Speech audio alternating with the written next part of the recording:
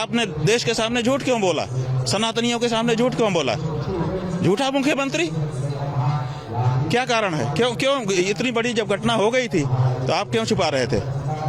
तो इस बात की पीड़ा ज्यादा है कि जो घटना हुई वो तो हो गई, लेकिन इन्होंने उसको छुपाने का प्रयास किया जी। अब तो छुपाए रहे, शाम को जाकर के बोलते हैं कि वो हो गया है। आप पूरे दिन आपको पता ही नहीं था, दुनिया बता रही थी, आपको पता ही नहीं था। तो आज सबसे बड़ी जो हम लोगों के मन में पीड़ा है वो ये है कि हमारा मुख्यमंत्री झूठा है। वो इस बात की पीड़ा है कि वो हमारे साथ घटना घटती है, हम ही से छिपा लेता है, और हमको हमारे जो मृतात्मा हैं उनके प्रति संवेदना व्यक्त करने के लिए, उपवास तक रखने के लिए मौका नहीं दिया इस व्यक्ति ने। तो हम तो कहते हैं कि ऐसे मुख्यमंत्री को कुंभ पर्व रहते रहते इस्तीफा दे देना चाहिए। ये नहीं है पद के काबिल, ये जनता से झूठ बोलता है। जो सच्ची बात है, घटना घट गई, उसको सामने रखो कि भाई ये हो गया है। कहाँ नहीं घटना घट जाती है, किसी भी जगह पर घटना घट सकती है। गलती सही बाद में उसका विचार होता है। घटना घट गई, लेकिन उसको छुपाना कि नहीं ऐसी कोई बात नहीं है, ऐसा आभास देना कि सब अफवाह है, सब अफवाह है, ये कहाँ तक उचित है? हम तो सबसे बड़ी पीड़ा इस समय ये हो गई है। बहुत मन मरमाहत है। जांच के लिए न्यायिक आयोग गठित किया गया। भाई न्यायिक आयोग से क्या लेना देना है? पहले तो ये बताएं, वक्तव्य दें कि इन्होंने झूठ किस आधार पर बोला। क्यों नहीं बताया गया जनता को?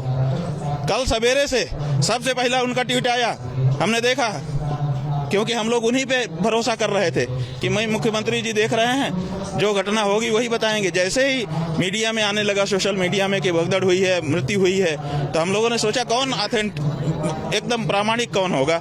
हमने प्रामाणिक मुख्यमंत्री को समझा।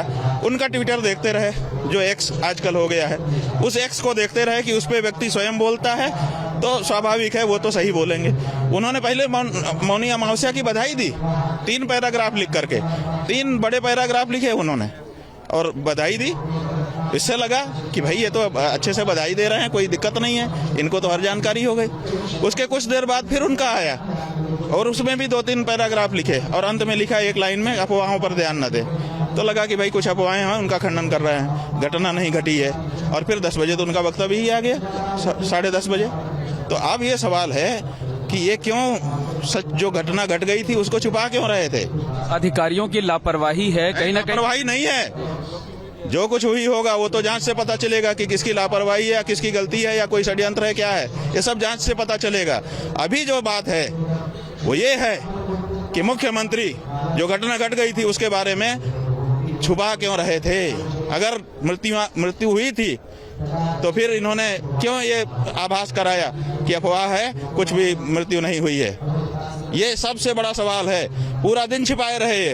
अखाड़ों को स्नान करने के लिए कहा, तो अखाड़े भी पहले तो उन्होंने मरमाहत होकर के निरस्त कर दिया था कि भाई हम उस राजसी रूप में जैसे हम जाकर के स्नान करते हैं हम नहीं करेंगे। उनके मन की संवेदना प्रकट हो रही थी ना उन मृतात्माओं के लिए। आपने उस पर ब्रेक लगा दिया। आपने कहा कि नहीं ऐसी अफवाह है, तो सब लोग स्नान करने गए, हम लोग स्वयं स्नान करने के लिए गए और उसके बाद भोजन किया। वो जो कल का भोजन है वो हमको सदा सदा के लिए पीड़ा देगा, और वो ड्यूटी मुख्यमंत्री आदित्यनाथ।